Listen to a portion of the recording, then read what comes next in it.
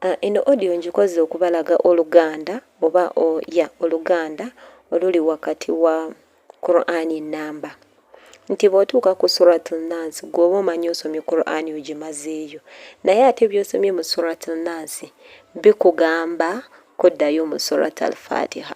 Nti Qur'ani Allah yagitonda nga yeetooloola oluganda oluli wakati wa Qur'ani namba okuva ku surat al-Fatiha ne surat al-Nas. Nti gw'oba olowooza otuuse ku nkomerero naye oba otandika butandisi. Kale tuba tuyigako oluganda olwo olwa Qur'ani namba. Ekisooka nti bwe tutandika wano mu surat al-Nas n'ogamba nti neekingiriza ne Katonda omulezi w'abantu. Ani Katonda? Qur'ani ekuzzaayo ku surat al-Fatiha etandika ng'egamba alhamdulillahi rabbil alamiina ku linnya lya Katonda